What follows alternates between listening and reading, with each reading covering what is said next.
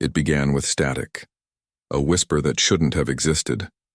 Aboard the Virellan arc-ship Omen's Light, drifting between the outer edges of the Orion Spur, the crew listened to the crackle of cosmic noise.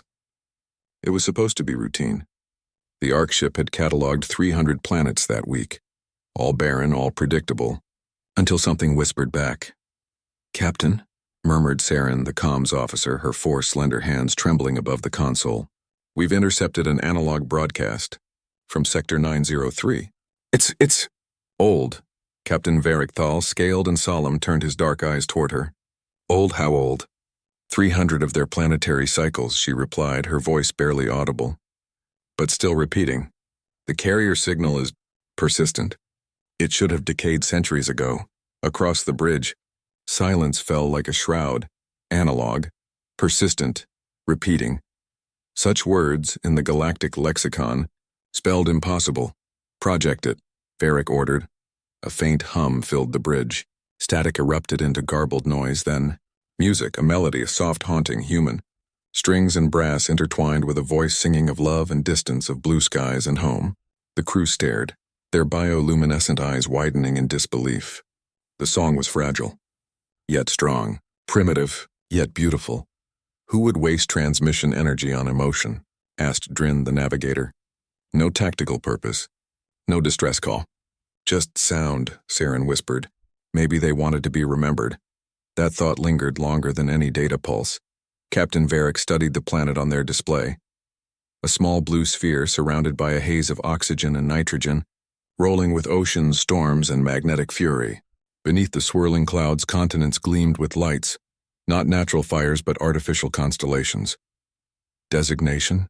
Varric asked. "Archive classification Terra," Saren replied. "Local name Earth," Drin hissed softly. "The Deathworld candidate. Radiation storms, volcanic belts, apex predators, tectonic instability. Why would anyone live there?" "Because they did," Saren said quietly, eyes glinting with wonder. "And maybe they still do." When the arc-ship entered orbit 3 days later, their sensors screamed in protest. Earth was chaos wrapped in beauty. Volcanoes belched ash into the atmosphere. Hurricanes carved across oceans like white claws. Yet amidst the violence, life thrived. Forests, cities, movement, heat signatures, they survived this. Varric murmured, "This planetary madness?" "Not just survived," Saren corrected. "They've changed it. Looked in orbital debris, satellites, defunct stations. This world touched the void long before we arrived." Drin scanned the surface data. Their biosphere is lethal to 90% of known species. Acidic rain, carnivorous flora, uncontrolled microorganisms. Even their fauna compete to the death. Varric's voice was a low growl of awe. And yet they built civilizations here. He stood before the viewport, the blue planet turning slowly beneath him. His reflection shimmered against it, one alien among the stars, staring at the home of something far more dangerous and magnificent than his kind had imagined. "Send a probe," he said. Hours later, the probe descended through thunderclouds and lightning. Its hull screamed as atmospheric friction battered it like fists of fire. Cameras flickered, stabilized, and revealed a landscape that defied logic. Vast forests breathing mist, mountains tearing through clouds, oceans roaring with endless motion. The world pulsed with raw, stubborn life. "Captain," Saren whispered, her voice trembling with disbelief, detecting structures, metallic, organized grids. Power signatures, population clusters. Varric's pulse quickened. "Living?" "Yes, billions." The bridge erupted in stunned gasps. Drin hissed. "Impossible. No civilization could survive this environment without destroying itself." And yet, there it was, humanity, alive and moving, building and rebuilding amid storms that would shred lesser species into dust. Saren magnified one of the images, a city glittering against the night, its lights undimmed by the clouds above. On a tall structure, a flag waved defiantly against the wind, its fabric torn but proud. Varric stared at it, feeling something alien twist within him, a sensation close to reverence. "They don't endure despite their world," he murmured. "They endure because of it." Saren turned toward him, voice barely a whisper. "Captain, if this is how they live, what happens when they leave their world?" Varric didn't answer. Outside, lightning forked across the planet's face, a brilliant scar of white fire. Beneath it, billions of humans went about their lives, laughing, fighting, creating, dreaming, utterly unaware that the galaxy had just found them, and named their home for what it truly was, a death world. And humanity? They just called it Earth. The first signal humanity received wasn't a beam of light or a declaration of peace. It was a shimmer and a ripple of aurora that danced over the night sky and refused to fade. High above the Pacific, a glimmering object slowed against gravity, suspended like a thought refusing to vanish. For hours, every radar station and satellite tracked it, and in every control room across the planet, disbelief filled the air thicker than oxygen. When the omen's light emerged from the ionosphere, humanity held its breath. Inside the Arkship, Captain Varric Thal stood at the command dais, tension thrumming through every muscle. Maintain high orbit. Do not initiate aggression. Their technology is primitive but unpredictable. Primitive, Drin muttered, and surrounded by radiation. This planet hums with interference. My instruments can barely keep a lock. Saren's voice was steady, though her hands trembled faintly. Captain, they've noticed us. I'm receiving concentrated radar pings and a primitive form of active scanning. Varric's scales shivered. So, they can see the hand reaching for them. On the ground, the control center at the International Space Network was chaos. Monitors flashed. Data scrolled. The air smelled of coffee, sweat, and fear. Dr. Elena Marquez, astrophysicist and head of orbital surveillance, gripped her headset. Repeat that, Control, she barked. Are you saying it's slowing down? A nervous voice crackled in her ear. Yes, ma'am. Object decelerating from Mach 25 to 0 in atmosphere. Stable orbit achieved. That's not possible. Elena exhaled shakily. Then it isn't a rock. Or a satellite. For a moment, the room went still. The meaning was heavy. Everyone knew it, but no one wanted to say it aloud. Are we being contacted? Someone whispered. Elena looked at the screen. A silver, moonlit silhouette drifting just beyond the clouds. Too symmetrical to be natural. Too silent to be human. Not yet, she murmured. But we're being watched. Above them, in the omen's light, the alien crew studied humanity's reaction with growing intrigue. Varric watched as nations mobilized fleets, aircraft and satellites. Communication networks flared like nervous systems firing in panic. Yet amid the chaos there was order. A pattern. They're organizing, Saren observed softly, even without knowing who we are. They don't scatter. They respond, Drin hissed. Respond with weapons. Look, they've deployed atmospheric interceptors. Instinct, Varric said quietly. When your world tries to kill you every day, you learn to strike back before it swallows you whole. Saren turned, eyes shimmering. Captain, I detect a directed radio message. Modulated carrier, binary encoded. They're trying to talk. Varric's pulse stilled. Translate. Her screens filled with symbols, then words. Origin United Earth Network. Message reads, We welcome peaceful contact. We request dialogue. Please identify. A silence settled, Drin scoffed. Peaceful? They hide fear behind courtesy. Varric's voice was low. Perhaps. But they speak not with demands, but with invitation. That's more than most worlds we've found. He turned to Saren. Respond. On down below. The world watched as every radio telescope went still. A signal rose. Deep. Harmonic, too precise to be human. Elena leaned toward the speaker. Heart hammering. Record everything, she whispered. A voice, metallic but calm, filled the air. This is the vessel omen's light, of the Virellan conquered. We come seeking knowledge. We come in peace. The words echoed through every control room, every news feed, every trembling home on Earth. No one breathed. No one dared. Then Elena smiled, small, disbelieving, but real. They talk to us, she whispered. They actually talk to us. Odd in orbit. The crew of the Omen's Light observed the world's collective heartbeat quicken. Cities glowed brighter. Broadcasts poured into the sky. Music, greetings, curious voices in 100 languages. Humanity was noisy, messy, brilliant. Drin tilted his head. Captain, they do not fear as they should. They act as though this is celebration. Perhaps it is, Varric said. Perhaps they've been waiting for someone to answer. Saren's eyes glowed faintly. Captain, their transmissions contain more than greetings. Images, symbols, memories, they are showing us who they are. Varric watched as the screens filled with fragments, faces, laughter, oceans, stars, the curve of a hand holding another. The simplest gestures of connection. None of it encoded for conquest. All of it pulsed with something the Virellans had long forgotten. Hope. They speak through emotion, Varric murmured. They show their soul first, Drin frowned. A dangerous habit. Or the bravest one, Varric countered. He gazed down at Earth, the storm-lit, fierce world below, and realized something extraordinary. For 3 cycles, the Omen's light remained in silent orbit. The humans sent endless transmissions, questions, greetings, even jokes. And still, Captain Varric Thal hesitated. He had seen too many worlds fall because of carelessness. Curiosity among the stars was often fatal, but Earth was different. It didn't behave like any world he'd known. Captain, said Drin, flicking through bio-readings. The surface readings are inconsistent again. One side scorched by heat, the other frozen solid. Yet both teem with life, impossible. Siren, calm as ever, added, they seem adapted to extremes. Some of their cities exist below freezing temperatures, others in deserts that melt metal, and they flourish. Varric stood before the viewport, eyes reflecting the spinning blue marble. Let's see how far their resilience truly reaches. Drin straightened, uncertain. You intend to initiate a Deathworld evaluation? Yes, Varric said. We classify all sentient homeworlds. Let us see if Earth's legend is truth or myth. The test began without human knowledge.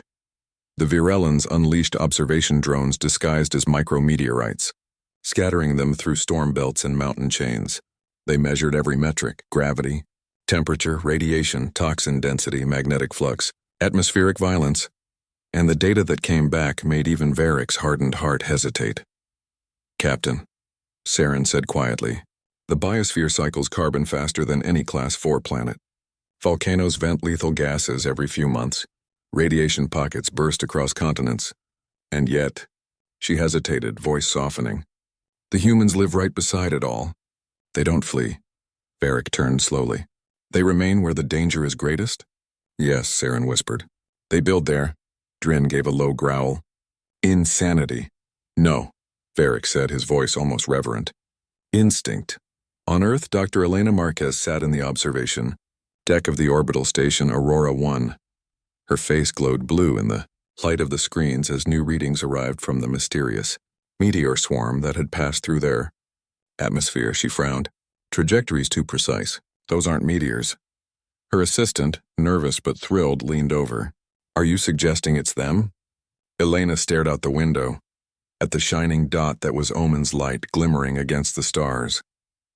They're studying us. Should we be worried? She smiled faintly. If they wanted to hurt us, they already would have. I think they're just trying to understand how we're still alive. Hours later, Varric gathered his officers. The evaluation is complete. Present your findings. Drin's tone was clinical but uneasy. Gravity level 9.8, lethal to 90% of galactic fauna. Atmospheric oxygen 30 times above safe combustion levels. Magnetic instability renders long-term technology unreliable. The wildlife. He hesitated, glancing at Saren. Continue, Varric urged. The wildlife, Drin said slowly, kills for sustenance, dominance, or curiosity. Even the smallest creatures are venomous, viral, or armored. The planet's apex species. He glanced toward the image of humans on the screen. Walks without claws, without scales, without speed, yet commands everything. They have no natural defense but intelligence and will. Saren looked down. And emotion. They connect to each other and fight for each other, as though they were one. Varric studied the silent globe below. Their world forged them through pain. Drin folded his arms. Then by classification, Earth is a Category 7 death world. The bridge grew still. No sentient species had ever survived a world of that rank. Saren broke the silence softly. Captain, by conquered protocol, any death world is to be marked quarantined. No approach. No contact. Varric looked at her, eyes dark as shadow. And yet Saren, they already reached the stars. They've already sent messages beyond their atmosphere. The quarantine has failed before it began. On Earth, the skies over the Pacific blazed with aurora again. Elena stood on the deck of Aurora 1, heart pounding as a shimmer of light descended through the clouds. It wasn't a meteor this time, it was deliberate. "Control," she whispered into her comm. "We're witnessing a re-entry. Controlled descent. It's them." Below her, blue oceans turned to fire as the Virellans probe touched down on a remote island, its surface cooling under stormlight. Humanity, for the first time, prepared to meet a mind not born of Earth. And far above, Varric's voice carried across the bridge. "Mark the data," he said. "This is no myth. Earth is a death world." He turned to the stars, his tone softening. "And its people." He paused as if searching for the right word. "Are its children." The Virellans probe landed in silence, a dark silver monolith resting in the heart of the Pacific's mist. Its alloy surface shimmered with soft blue veins like breath caught in metal. The winds howled, waves struck its base, lightning arced across the sky, yet the probe stood unmoving, untouched. It waited, and so did the world. Governments sent fleets, scientists sent drones. The people sent their eyes, their questions, their trembling hope. On Aurora 1, Dr. Elena Marquez watched the data feed with sleepless eyes. The probe's surface radiated energy signatures beyond known physics. "They want us to approach," she whispered. Her assistant hesitated. "Or test us," Elena smiled faintly. "You don't test by waiting. You test by watching. They're waiting for courage." "I'm in orbit." Captain Varric Thal watched the scene unfold. "They've found the probe." Saren, her eyes glowing like twilight, leaned closer to the display. "They do not fear it. Look, their ships are circling, scanning landing personnel. They're excited." "Excited?" Drin hissed. "They stand before unknown alien technology and celebrate." Saren's voice carried quiet wonder. "He says they're not paralyzed by dread. They're reaching toward it." Varric's tone was unreadable. "Then perhaps it's time we listen to them more closely." On the island, the rain stopped the moment Elena stepped onto the shore. The probe loomed ahead, immense and silent. Her team followed cautiously, carrying instruments that flickered with static. Every reading failed. The probe seemed to absorb their signals, swallowing them whole. "Elena," one of the techs said nervously, "this thing is reading 0 Kelvin." "That's not possible." She walked closer, hand trembling slightly. "Neither is flight without wings. Yet here we are." Then the probe moved. A single panel unfolded like the petal of a flower. From within, a sphere of light drifted forward, soft, pulsing, almost alive. It projected a sound, low and melodic, not like speech but intention. Elena froze. "Is that the communication?" Her earpiece crackled as the translation AI processed. The voice that emerged was deep, resonant, and alien, but clear. "We see you. We have watched. You endure." The team went silent. Elena's breath hitched. "This is Dr. Elena Marquez, United Earth Network." "Who are you?" "We are the Virellans conquered. Travelers among stars. Seekers of knowledge. You are anomaly." She smiled softly. "We get that a lot. Your world is violent. Your air is poison. Your seas devour. Yet you live. How?" Elena hesitated, glancing at her team. "Because it's ours. We adapt or we disappear. And humans," she said, her voice steadying, "don't disappear easily." The sphere pulsed brighter, almost as if thinking, "You do not fear your world." "Fear?" she repeated thoughtfully. "We respect it. Sometimes curse it, but fear? No. Fear never stopped a sunrise." Up in orbit, the bridge of the Omen's light was utterly silent. Saren's voice broke first. "Captain." "She speaks without calculation. She gives them truth," Drin muttered. "Truth is weakness. What if they deceive her?" Varric turned, his tone sharp but calm. "And yet they hold no shields. No weapons. They walk to us with open hands. That is not weakness, Drin. That is strength born from surviving where nothing should."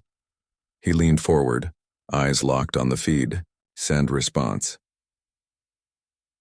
The sphere brightened again, projecting new symbols across the sand.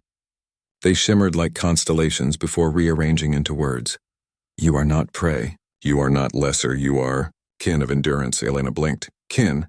You live as we once did, in struggle and in wonder. You have learned to shape death into life. You are Deathworlders." Her team exchanged uneasy glances, but Elena's lips curved faintly. "Deathworlders," she whispered.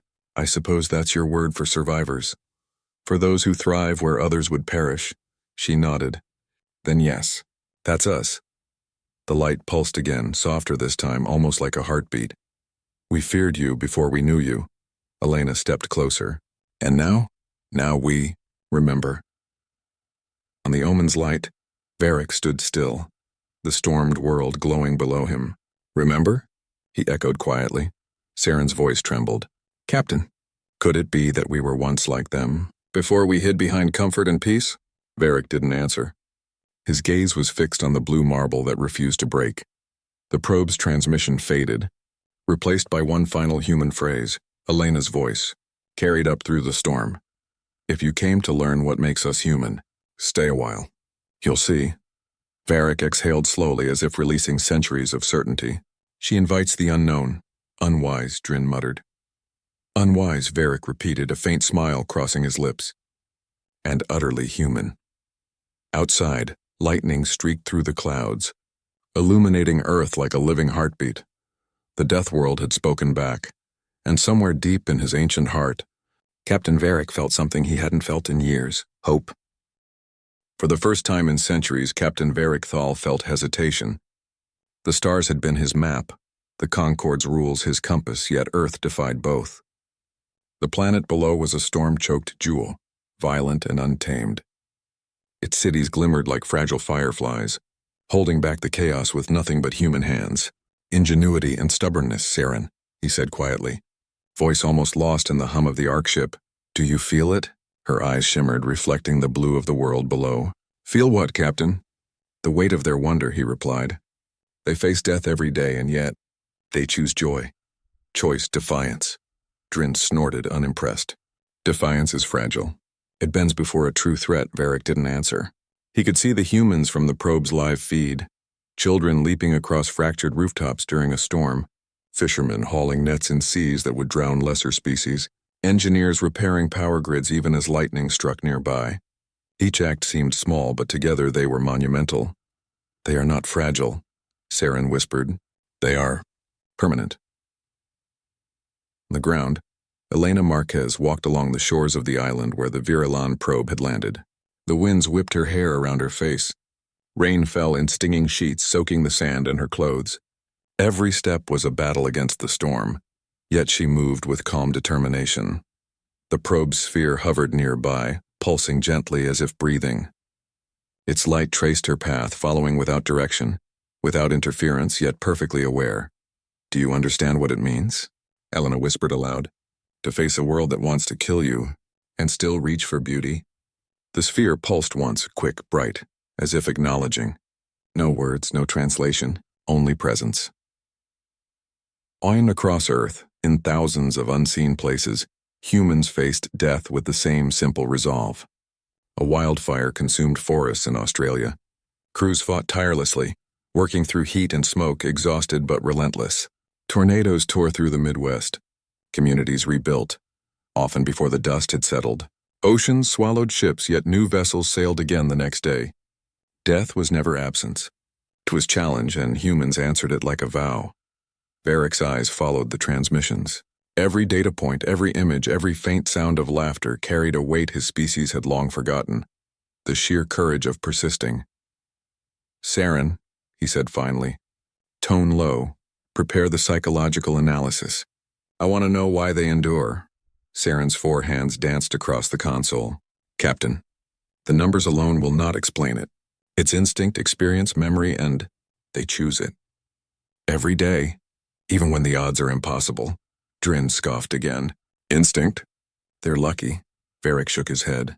No, this is beyond luck. This is conscious resistance to entropy. They embrace it. On the island, Elena knelt in the wet sand holding a shard of driftwood, examining its weathered surface. The probe sphere hovered silently above, casting light on her face. She spoke to it softly, though she knew it could understand.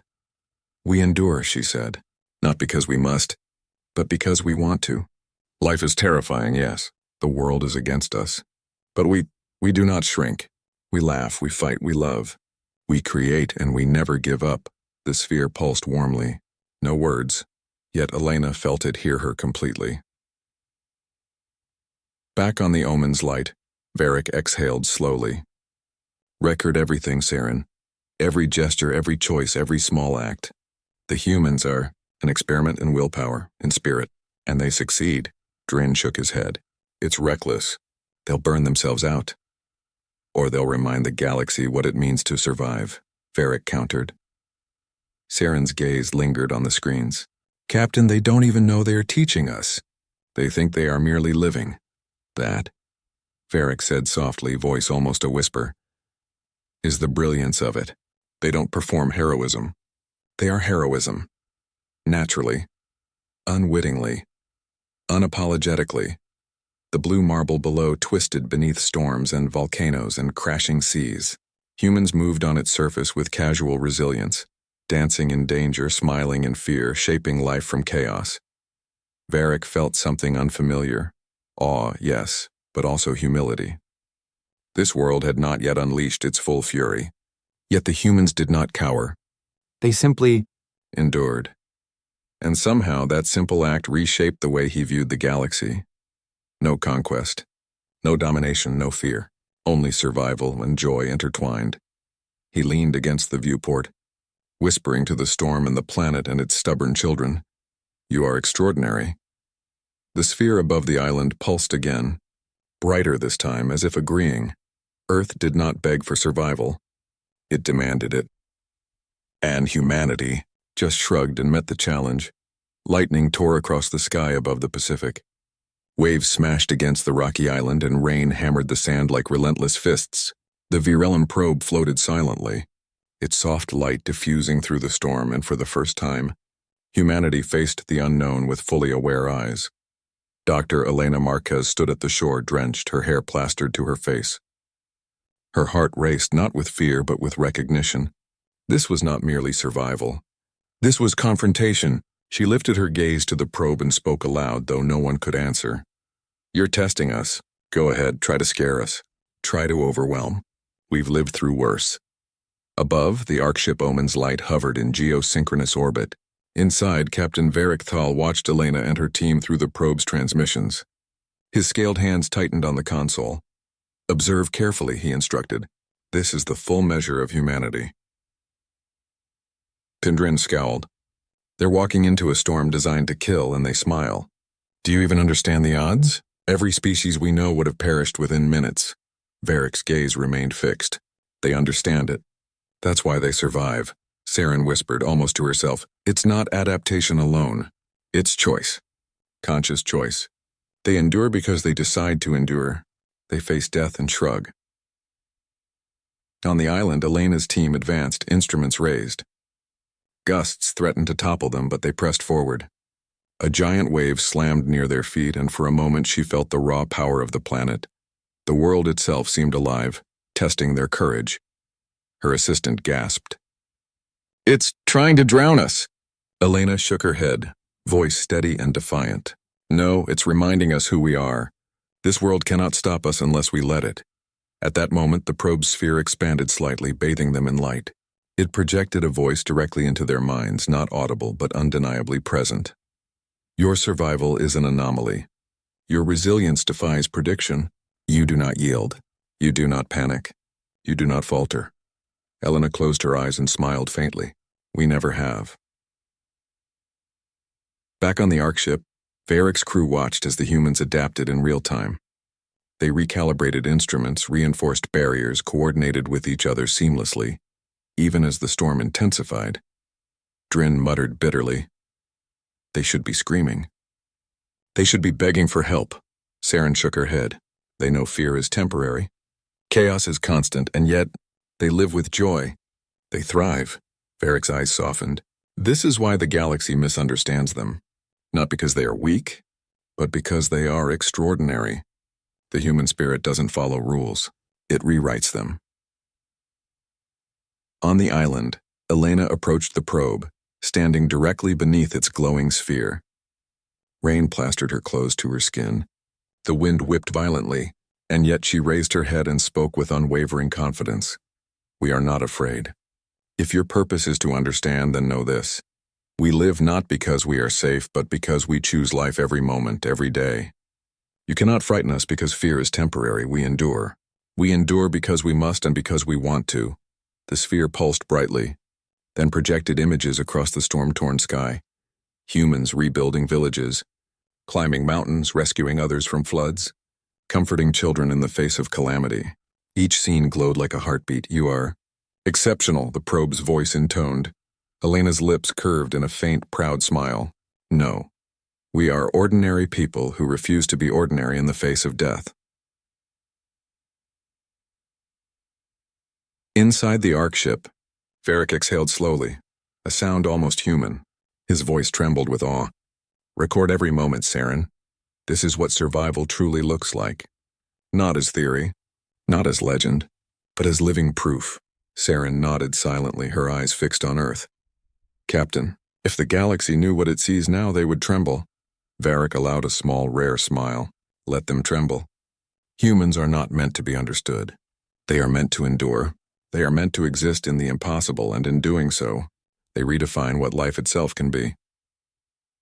And the storm finally began to ease. Lightning scattered into the horizon. Waves subsided, and the rain softened into a gentle drizzle. The humans stood tall, wet and exhausted, yet unbroken.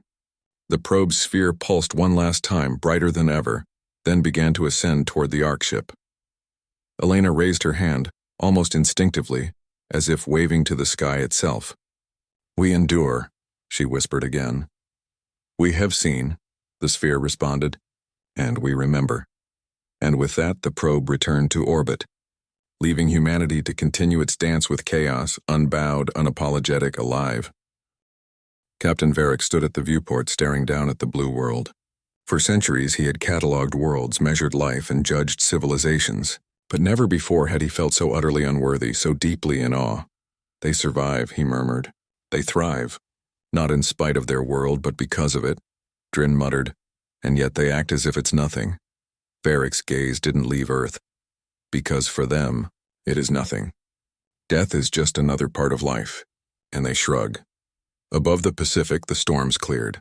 Below, humanity continued, rebuilding, laughing, crying, living. And in that moment, Varric understood something profound. Survival alone was not what made a species extraordinary. It was how they faced what should have destroyed them, with courage, with joy, and with unwavering spirit. The galaxy had found a death world, and Earth had found its place among the impossible. The Ark ship Omen's light hovered above Earth, silent and immense, like a shadow cast across the swirls of storm and cloud. Captain Varric Thal leaned against the viewport, his scaled hands pressed lightly to the glass. Below, the humans continued their lives as though the alien vessel were just another sky, another variable in their chaos-woven world. It was astonishing. They don't fear us, Saren whispered, her voice carrying awe rather than disbelief. Not one of them. Drin shook his head. They should. Their world is death itself, and yet they continue. They don't even pause. Varric's gaze never wavered. They thrive because they choose life, because they do not define existence by fear or destruction, but by the endless act of living. That is what makes them extraordinary. Below, on the island where the probe had landed days earlier, Dr. Elena Marquez stood again at the shore. The storm had passed, leaving the sea calm, reflective, and infinite. Her team worked silently, repairing instruments, noting observations, their faces marked by exhaustion and exhilaration. The probe hovered, a soft pulse of light. Its last message had resonated deep in her mind, almost more than through speakers. You are extraordinary. We remember. Elena exhaled, letting the words sink. Extraordinary, she murmured. No, we're human. Ordinary humans who just survive. She looked out at the endless horizon, imagining the Ark ship orbiting above. They were watching, learning, judging, perhaps even fearing in some small way the indomitable will of a species that refused to bow to its own planet. And yet, she did not worry. Not a flicker of fear crossed her mind. In orbit, Varric addressed the bridge crew. Prepare for communication. It is time the galaxy understands what this species is capable of. Saren's fingers danced over the console. The humans do not expect it. They think the stars are unreachable. Drin frowned. Does that make it dangerous? Varric's expression softened, almost human in its reverence. No, it makes them inviting. The galaxy will witness resilience incarnate, and we will be the first to carry their message forward. He's back on Earth. Elena felt a new pulse in the air, a gentle hum of connection, almost imperceptible, as if the planet itself acknowledged the Arkship's presence. The humans around her worked, played, and laughed, unaware of the cosmic attention they had drawn. She whispered to the sphere, "If someone comes, we won't hide. We never have." The sphere pulsed once, almost like a heartbeat, then projected a simple pattern of lights into the sky. Not threatening, not overwhelming, but elegant, inviting. "You survive as no other," the message seemed to say. "You endure because you must and because you choose. We watch. We learn, we remember." Elena's chest tightened. She realized in that moment that humanity's true power was not in weapons, intelligence, or even numbers. It was in defiance, in the unyielding act of embracing life, even when everything around them tried to snatch it away. On the Omen's light, Varric felt the weight of centuries pressing against him. All the calculated judgments, all the classifications, all the rules of conquest and observation, and yet Earth remained an enigma, untamed, untouchable, and unbroken. "They have rewritten the meaning of survival," he murmured. "They do not bend. They do not yield. They endure." With joy, Drin's voice was quiet, almost reverent. "Captain, can the galaxy handle it?"